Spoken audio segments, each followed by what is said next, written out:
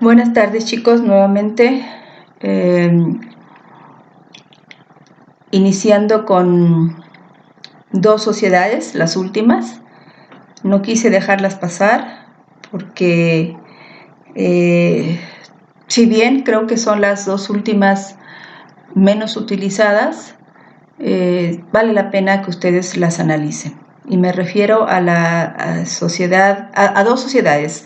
Las dos son sociedades por comanditas. La primera es la sociedad en comandita simple y la otra es la sociedad en comandita por acciones. La primera, la sociedad en comandita simple, la tienen en su artículo 51 y la sociedad en comandita por acciones la tienen en su artículo 207. Voy a referirme en términos generales a estas dos sociedades en forma conjunta porque son, digamos que, híbridos de la colectiva y de la SA. Pero para el efecto de que no se confundan y ustedes puedan, a través de las lecturas, diferenciarlas, hablaré primero de la sociedad en comandita simple. Bueno, es una sociedad muy antigua, porque la palabra o el término comandita se refiere a encomendar o encargar algo, es una de las sociedades más antiguas.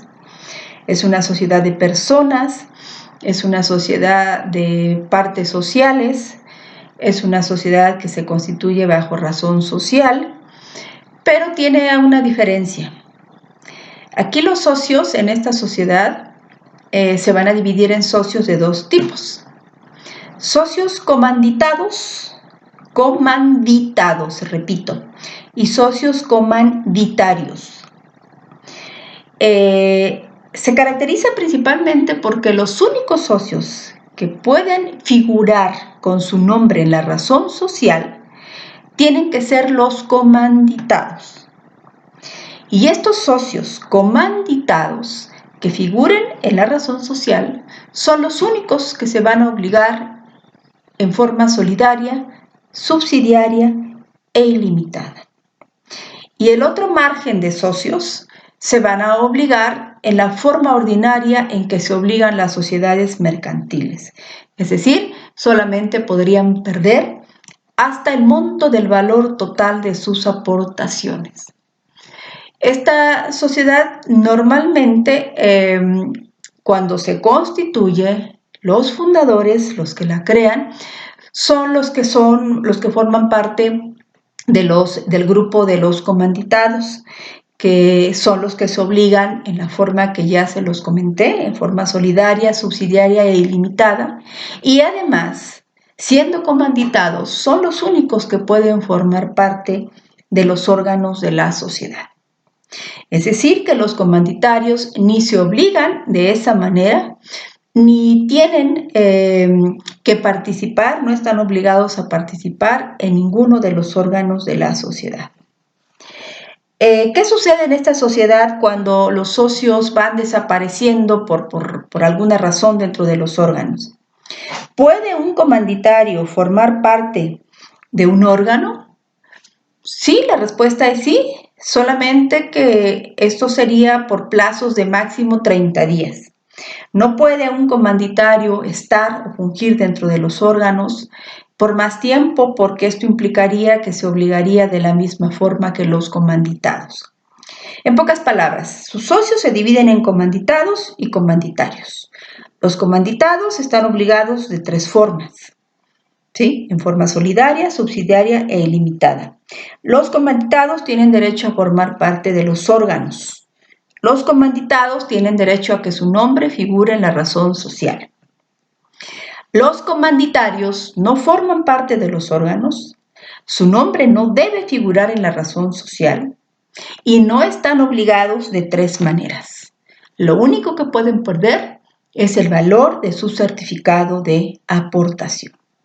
Es un híbrido porque parece una colectiva por la responsabilidad, pero también parece un poco una sociedad de responsabilidad limitada en cuanto a los socios que no se obligan.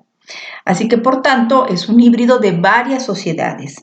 Y esta sociedad tiene esa relevancia de que pues hay un grupo que se obliga totalmente y otro grupo que no. Normalmente el grupo de los comanditarios que no están obligados son aquellos socios que se van incorporando a la sociedad mercantil. Y en este mismo orden de ideas aparece la otra sociedad que se llama sociedad en comandita por acciones, que digamos tiene prácticamente las mismas reglas. Sus socios se dividen en comanditados y comanditarios.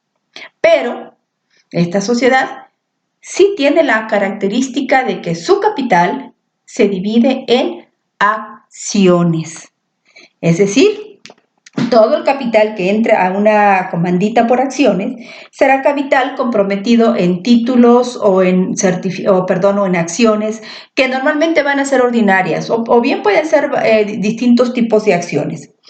Pero tiene esa cualidad de que hay socios accionistas comanditados y socios accionistas comanditarios, con las mismas reglas. Los comanditados se obligan en todos en los sentidos. Los comanditarios, no. Pero esta sociedad sí se puede constituir bajo una denominación. Comúnmente se puede constituir bajo una denominación. Y básicamente es una sociedad que las reglas, si hay dudas en cuanto a la comandita por acciones, las reglas de esta sociedad las vamos a encontrar en la SA. Es como una SA, digamos, pero con la característica de que sus socios están divididos en comanditados y en comanditarios. Pero al mismo tiempo su capital está dividido en acciones, no en partes sociales.